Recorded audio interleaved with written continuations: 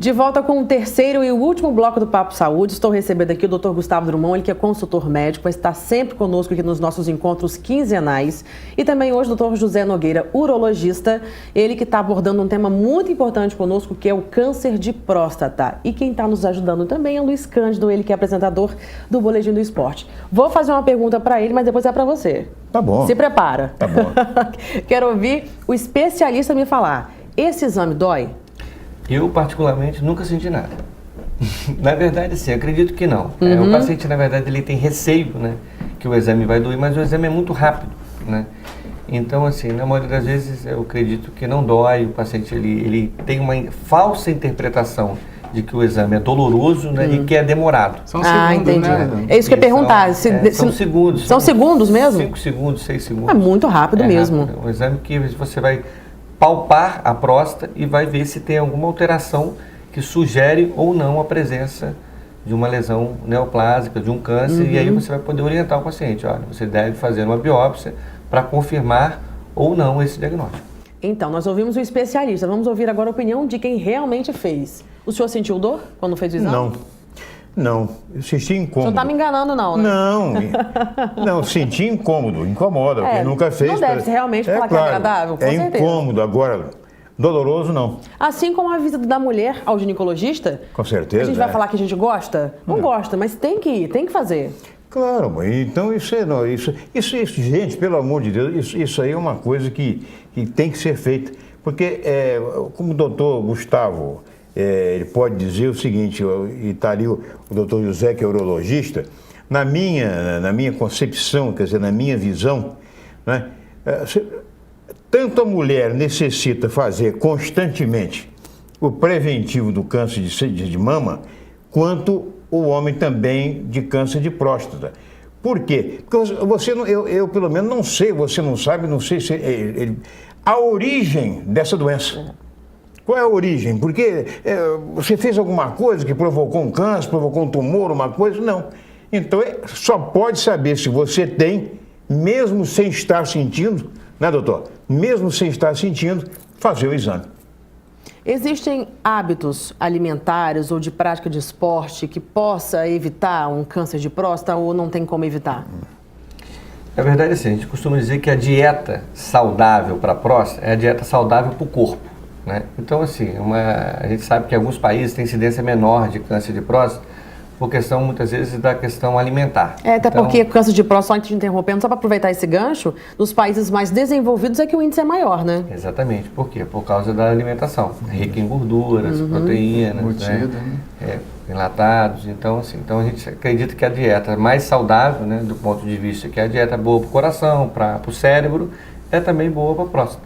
Então, o que é bom para o corpo inteiro está associado à próstata também. Exatamente. E aí, feito a cirurgia, existe a químio, a rádio, como é que é o tratamento depois? O tratamento do câncer de próstata depende da extensão da doença, né? Quando é uma doença localizada, a gente tem a opção de fazer uma cirurgia ou uma radioterapia, com ou sem um bloqueio hormonal. Porque como o câncer de próstata é um câncer que é alimentado pelo hormônio masculino, em muitos casos a gente bloqueia esse hormônio masculino através de uma injeção, que pode ser intramuscular ou subcutânea no abdômen, fazendo uma castração realmente, uma castração química, transitória, e com isso a gente aumenta a chance de cura do paciente, né? Em relação à quimioterapia, é um tratamento em casos mais agressivos, né? Que já tem metástase óssea, metástase em fígado, pulmão, que para de responder esse bloqueio hormonal. Então, nesses casos, a gente faz a quimioterapia também. Mas o câncer de próstata, a maior parte dos casos, a quimioterapia é exceção e não a regra, né? O tratamento que é mais comum é o bloqueio hormonal, em várias fases do tratamento. E no caso do homem também existe a queda dos cabelos, né, dos pelos, o mesmo processo das mulheres? Em relação à quimioterapia, sim, né? Em relação ao bloqueio hormonal, o principal efeito é o próprio bloqueio hormonal, que causa o quê? Uma andropausa, com todas as suas consequências. É o fogacho, que o homem sente, que nem a mulher sente na menopausa, né? Aumenta a perda de massa óssea, né? E outras consequências, perda da libido, da potência sexual, né? Entendi. Tem alguma pergunta, Luiz Cândido? Não, a gente fala sobre o câncer de próstata, porque esse é o tema do programa, mas já que está se falando também em metástase, em etc., geralmente o câncer de próstata, quando ele não é tratado no começo, ele pode, vamos dizer assim, se estender até os testículos, até o órgão genital, por exemplo? Não, isso não, né? Não. O órgão que ele mais gosta de acometer são os ossos, né? O câncer de próstata, quando dá metástase, geralmente dão para os ossos, principalmente da pelve e do fêmur, que está ali na área de drenagem do sangue da próstata. Né? Isso a gente não sabia, não né? sabia. Ninguém, eu acho que pouca gente sabia disso, né? Que a tendência do câncer, né? No caso maltratado, assim, é justamente se estender para a parte óssea. Para a parte óssea. Verdade. Agora, Exatamente. o homem que se submete a uma cirurgia dessa, ele tem algum problema depois? Tudo bem que a idade está um pouco mais avançada, mas ele tem algum problema de infertilidade ou esterilidade? Qual que é a diferença disso?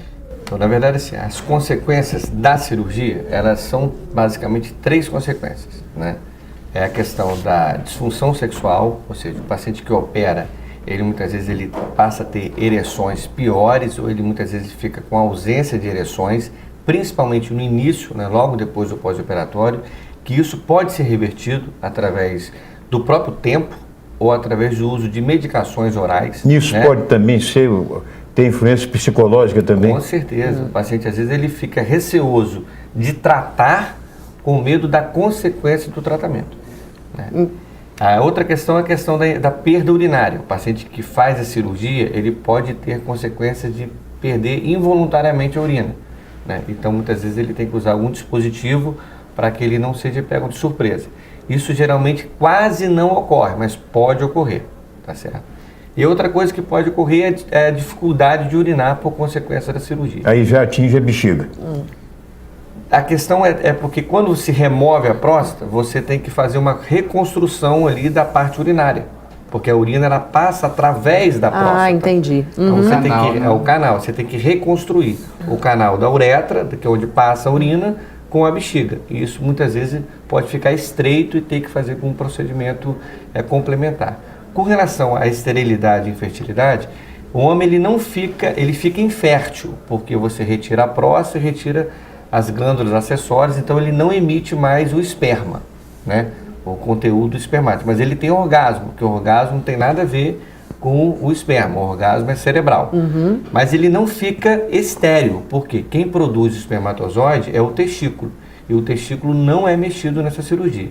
Então, se eventualmente o doente quiser, por exemplo, fazer uma captação de espermatozoide no próprio testículo, e aí vai ter que ser um procedimento de fertilização, né, in vitro, uma fertilização assistida, ele pode ter filho. Às vezes o paciente que ou tem prole ou tem receio de querer ter um filho depois, às vezes um diagnóstico mais precoce, ele às vezes também ele congela o esperma.